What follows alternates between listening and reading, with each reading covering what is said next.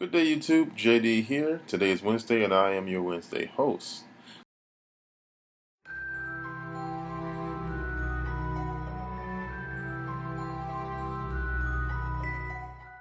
Wands and Athames.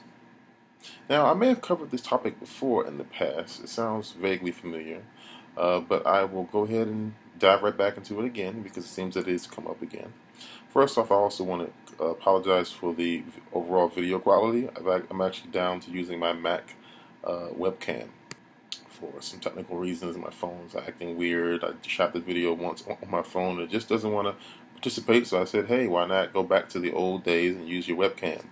So that's what I'm working with today. So for Athames and wands, interesting story about my Athame. I actually purchased my Athame before I even knew what Wicca or witchcraft even was, or if or even if that was real or not. I actually purchased it at a flea market. I'm a big fan of all types of blades, switch blades, razor blades, uh, butterfly knives, ninja stars. I love them. I've collected them since I was a kid, and I actually bought my thumb when I was like 16, 17, maybe 12, something in my teens when I picked it up at a flea market. And later on, when I found out that it wasn't a Athame, I was amazed, and I found out I actually had another Athame as well, but I gave that one away. My main Athame I still have. When it comes to wands, I actually only have one wand. I purchased the wand from a wand maker. I didn't make my own wand. I didn't make my own Athame or anything like that. I purchased it. I purchased it because it did speak to me when I picked it up. Interesting thing about my wand is that it did feel quite strange to me until I consecrated it and actually put my own energy into it. So that's a big thing. You may see that in a lot of books and things about as far as like consecration and cleaning your tools before you use them. And I agree with it. But it almost felt like the wand didn't like me until I put my own energy into it.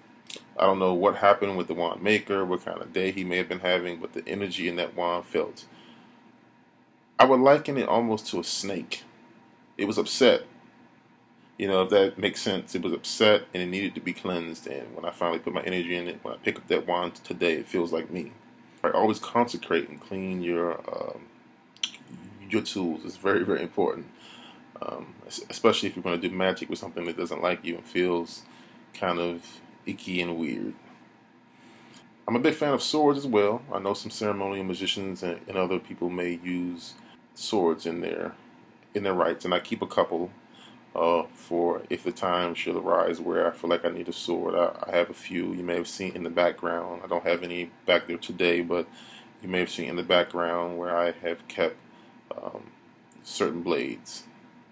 Even have one that has a certain type of Thai language called moon language that's etched onto the sword. So I'm very excited about that particular blade that I have. Now, when you think of wand, well, when you think of Athame and you think of sword, something that's very similar to that on the wand type of spectrum, you would think of staff. So to me, a staff could be a type of larger wand. There's certainly people out there who use staffs and stangs in certain religious rites and rituals. I don't have any staffs, but I've been very, very happy with the one wand that I have. I feel like it's, as far as like preference goes, whether I prefer to use, Reiki energy or just natural energy, or if I prefer to use a wand or an Athame. To me, it kind of boils down to um, what you find to work the best, because these are tools. Okay, they're designed to help you focus your energy during a ritual or rite. If you find that your skill level with the tool, or you're comfortable, or if you're not comfortable with the tool, like I mentioned earlier, how the wand didn't feel right at first, then it may not be the best to use the tool. You find many people who swear by wands, who swear by Athames, they only do rites and rituals with these things, and then you find people who are totally opposite. They will not use a wand to save their lives. They will use Reiki type energy. They'll put their own energy into things. There's some people who use bone wands and bone knives in different religions as well. So there's many different schools of thought, different traditions. Maybe some even come from certain families and things where they pass down, use certain types of wood, use certain types of material for your blade. Like I said, I think it boils down to what works best for you. Personally, I enjoy using just my own energy. Um, I feel like if the time should arise, I do have Athames, I do have swords. I can use them when I need them. But as far as my personal preference, I lean more toward just using my own energy. I think that just about does it. I mean, this is a pretty standard topic. I think I may have covered it before, but it's a great one.